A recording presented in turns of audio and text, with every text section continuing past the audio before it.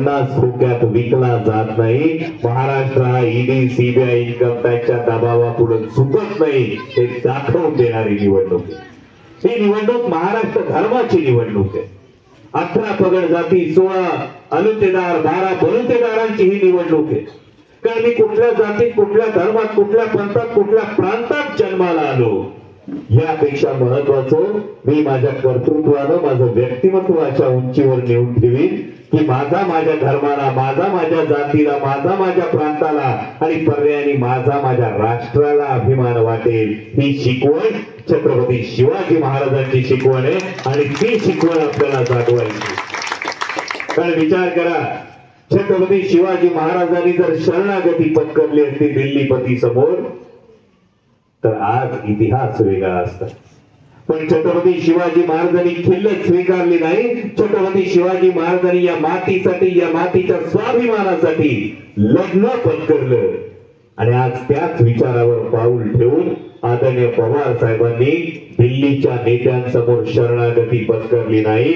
आदरणीय पवार साहेबांनी लढणं स्वीकारले, लढणं पत्करले. ते तुमच्या भविष्यासाठी, तुमच्या भवितव्यासाठी. तर येणारी पिढी जेव्हा विचारेल की 2024 ला एक परिस्थिती निर्माण झाली होती की महाराष्ट्र शरण जातो की महाराष्ट्र लढतो, तुम्ही सांगा पुढच्या पिढ्यांना की 2024 ला दाखवून दिला आम्ही की होय महाराष्ट्र लढतो आणि तो लढणारा मी होतो हे तुम्हाला सांगायचं. आणि त्यासाठी तुतारी वाजवणारा माणूस हे चिन्ह घरोघरी पोचवायचं.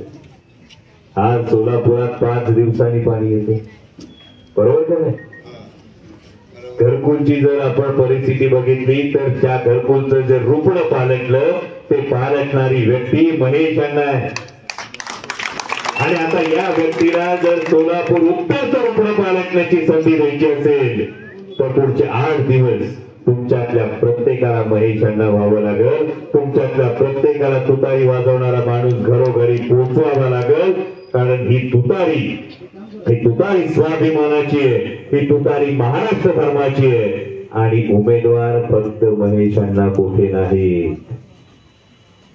सोलापूर उत्तरचे उमेदवार फक्त महेश अण्णा कोठे नाहीत तर ज्या पवार साहेबांनी सोलापूरवर निरतिशय प्रेम केलं त्यामध्ये शरदचंद्रजी पवार साहेब, त्यांचा विचार हे महेश अण्णांच्या रूपाने उमेदवार आहे. एवढी गोष्ट लक्षात ठेवा. आणि तुतारी वाजवणारा माणूस या चिन्हासमोरचं बटन दाबून महेश अण्णांना प्रचंड मताधिक्याने विजय करायची एवढीच विनंती करतो. जाता जाता एकच मंत्र देतो, रामकृष्ण हरी, जय शिवराय.